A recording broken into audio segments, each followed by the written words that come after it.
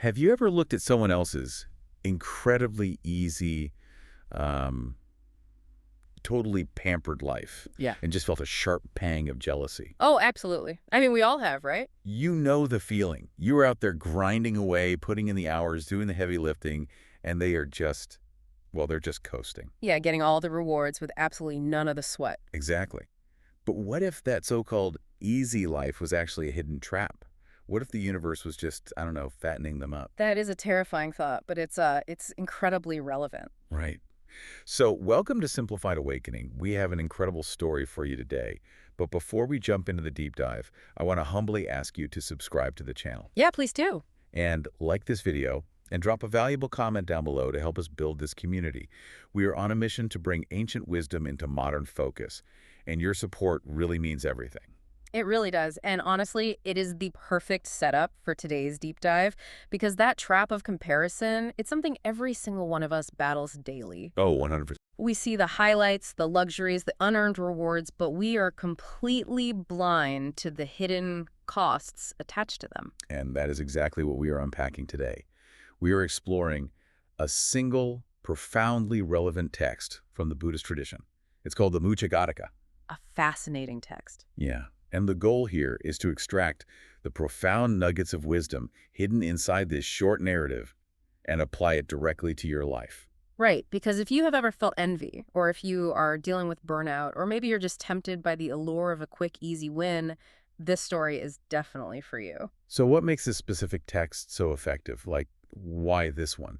Well, it's the structure. It is essentially a story within a story. It doesn't just hit you over the head with a moral. Nobody likes a preachy moral. Exactly. It starts with a very relatable present-day human failure, and then it traces that failure back in time. It reveals the underlying mechanics of desire and consequence. So right there, with that present-day failure. So the framing story takes place at the Jetavana monastery. And before we get into what happens, can you just give us a quick sense of what Jetavana actually was? Yeah. Just to, set the scene. Absolutely. So Jetavana was one of the most important monasteries in ancient India. Okay. You can think of it as like a premier hub for intense spiritual focus and meditation. Right. It was a place where monks went to dedicate their entire lives to achieving clarity and basically breaking free from worldly attachment. Though it is the ultimate environment for focus. But we are introduced to a brother, a monk, who is literally the exact opposite of focused. Yeah, the text describes him as being passionate. Passiontude. I love that phrasing. It's very vivid. He's completely distracted. His spiritual discipline is just entirely gone, and he is ready to throw his whole vocation out the window. And the reason is so human. He has been seduced by a plump young woman. He has this massive crush, and he is ready to quit everything for it. It is such a timeless dilemma. I mean, he has completely lost his perspective because his brain is just flooded with immediate, overwhelming desire. He's not thinking long-term at all. Not even a little bit. He isn't thinking about his goals or his spiritual path.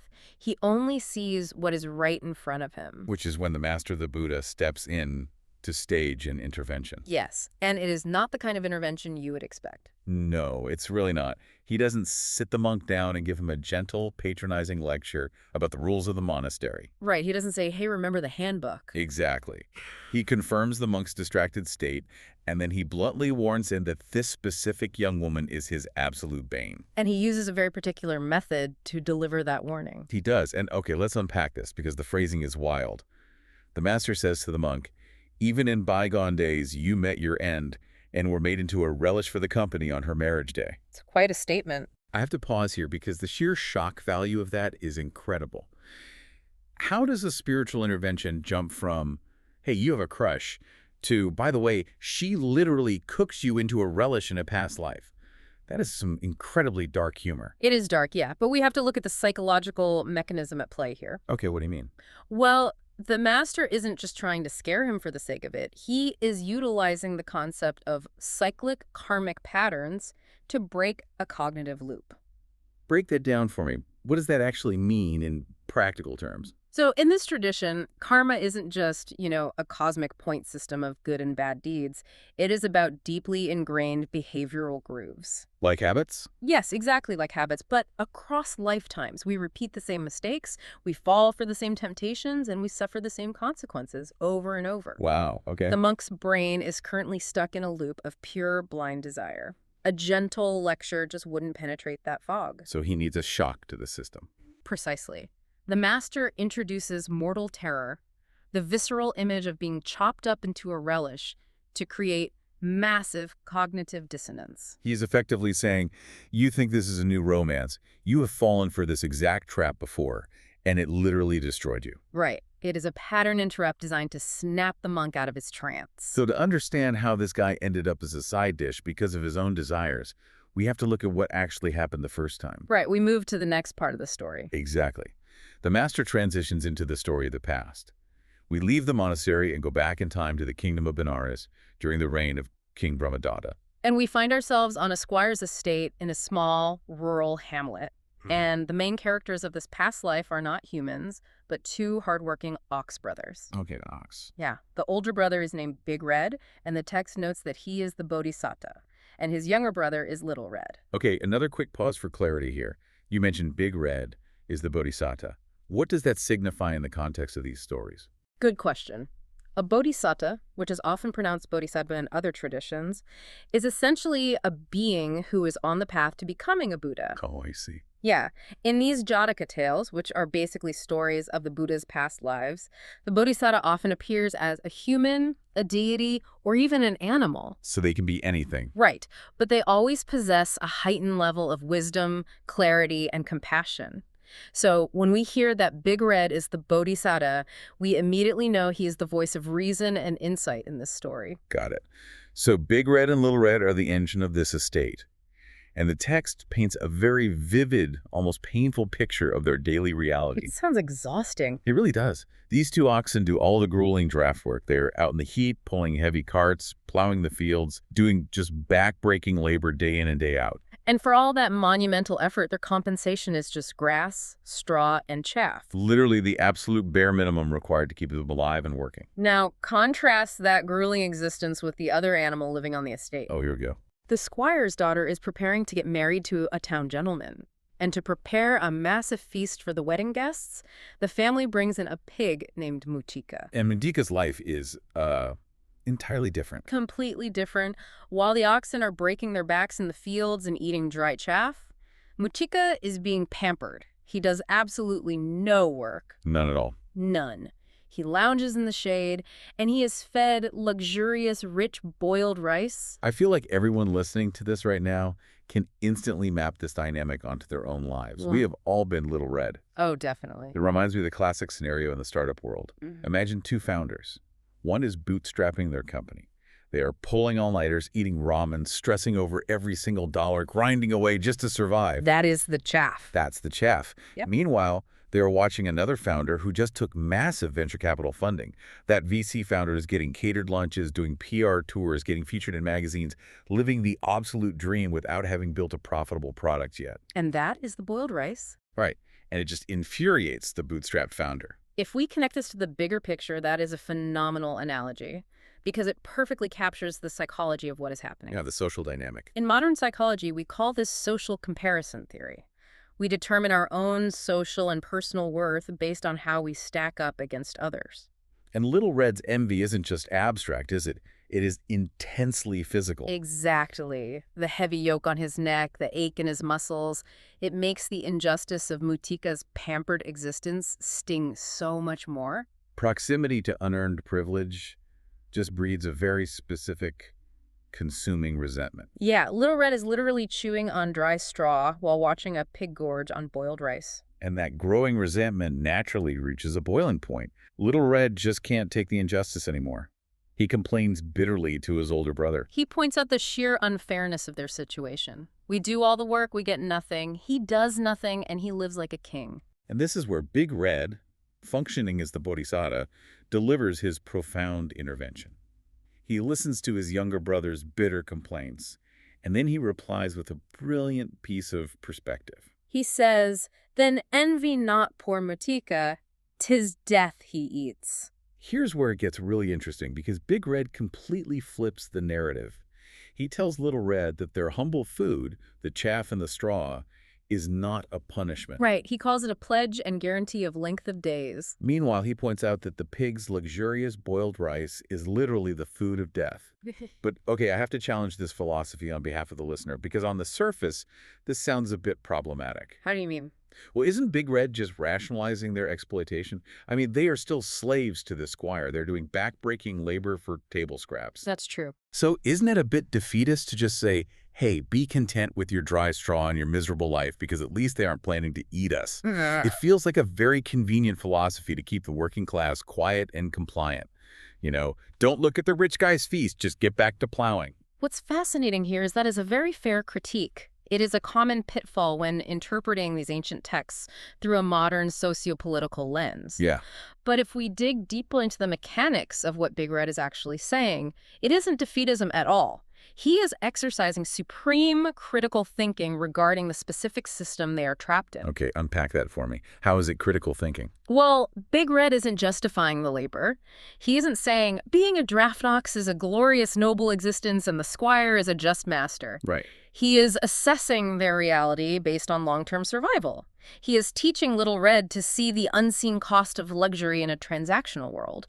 In their environment, reward without effort is the ultimate trap. Oh, I see. So going back to the startup analogy, the VC founder is getting all the perks, but they're giving away control of their company. Exactly. They're being fattened up so the investors can eventually carve them out and sell the pieces. You nailed it. The pig isn't being fed boiled rice because the squire loves him or respects him. He is being fed because he is a commodity. Wow. Big Red is urging his brother to look past the immediate mouth-watering gratification of the rice, to understand the ultimate price tag attached to it. The chaff is hard to swallow, yes, but it guarantees they wake up tomorrow. And the boiled rice is delicious, but it is literally a down payment on a slaughter. Big Red is teaching his brother to value structural integrity over fleeting pleasure. It is the ultimate reality check. But Big Red's philosophical warning doesn't just hang in the air as an abstract concept. It is about to be violently tested by the reality of the impending wedding day. Yeah, the story reaches its climax here. The wedding guests arrive at the estate. And exactly as Big Red predicted, the pampered life comes to an abrupt, brutal end. Mutika the pig is dragged out, killed, and cooked into all manner of dishes for the feast. And the crucial part of this scene is that Little Red is there to witness it. He sees what the text chillingly calls the outcome of Mutika's feasting. That phrase is so evocative, the outcome of the feasting. It really shifts the perspective from the act of eating to the result of having been fed. It is the moment the illusion completely shatters for Little Red. He experiences a massive cognitive shift. Because he finally sees the truth. Exactly. He realizes in that terrifying moment that their humble fare, the grass and the chaff, is 100 or 1,000 times better. Not because it tastes better. I mean, it still tastes like dry grass, but because it is safe. It doesn't carry a hidden cost. Right. His envy completely evaporates. The resentment is replaced by a profound, grounding gratitude for his own difficult but enduring life. So what does this all mean? We have this incredible past life realization, but how does this translate back to the monk at the Jetavana monastery? Well, the master finishes the story, but he doesn't just walk away. He concludes by identifying the births, right? Yeah. He directly ties the actors in the ancient past to the people in the present moment. Yes. The master reveals the karmic map. He tells the passion-dust brother, the monk, who is ready to throw his life away for a crush, that he was the pig Mutika. Oh, wow. And the young woman distracting him is the exact same woman from the past, the squire's daughter. That is a crazy connection. And the master reveals that Elder Ananda was Little Red, and the master himself was Big Red. Hold on. Who is Elder Ananda? I don't think we mentioned him yet. Right. So Elder Ananda was one of the Buddha's principal disciples and his closest attendant. He was known for his incredible memory and dedication, but also for being very human and sometimes struggling with his emotions. Oh, that makes sense. Yeah, so revealing that Ananda was the younger, envious, but learning brother in a past life makes perfect sense within the lore. That adds a great layer of depth. But I want to zero in on the distracted monk. How does hearing this story literally cure his lust? This raises an important question. Yeah, because the text says that through this lesson, the passion-toast brother achieves the first path of salvation. That sounds like a massive leap. How does a story about a pig grant someone salvation? To understand that, we have to understand what the first path of salvation actually means in this context. Okay. It is often referred to as stream entry. It doesn't mean you instantly become a flawless, magical being. It means the core illusion of reality has been broken. So you see things clearly. Yes, you have entered the stream toward enlightenment because you finally see things exactly as they are, not as your desires paint them. So it is a fundamental rewiring of his perception. Precisely. The psychological impact of the story is staggering for the monk. He suddenly realizes that his current passion, his overwhelming desire to leave his disciplined life for this woman, is just another form of boiled rice. It looks sweet, it feels easy, but it's a trap. It feels incredibly good right now. It is deeply enticing, but it is fattening him up for a spiritual slaughter. He sees that by giving in to this immediate, unearned gratification, he is walking right back into the exact same karmic trap that destroyed him before. Wow. The shock of this truth resolves his cognitive dissonance. He stops looking at the woman as a prize to be won and starts looking at the entire situation as a snare to be avoided. The story acts as a mirror, showing him the deadly hook hidden inside the bait. That is a phenomenal way to frame it. He recognizes the hook. And that brings us to the core takeaways for you listening to this right now.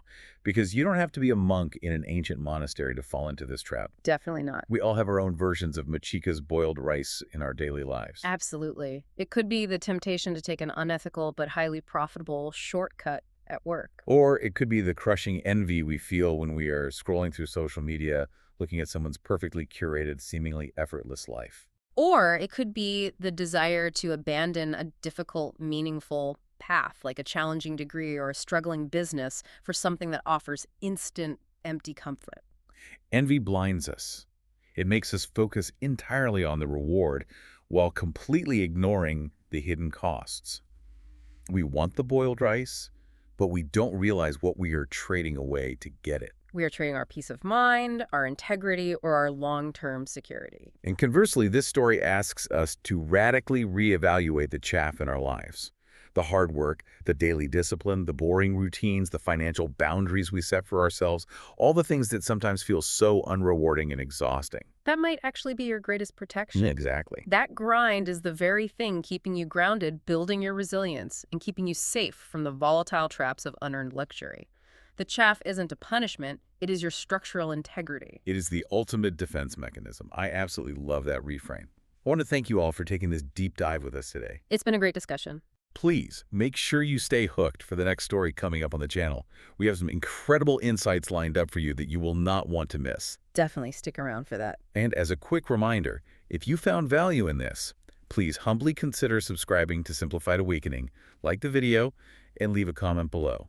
We want to know, what is the boiled rice you are currently tempted by? It is always fascinating to hear how you apply these ancient frameworks to navigate the complexities of your modern lives. The traps haven't changed, only the bait. Exactly. So we'll leave you with a final lingering question to mull over as you go about your day. Look closely at your own life right now.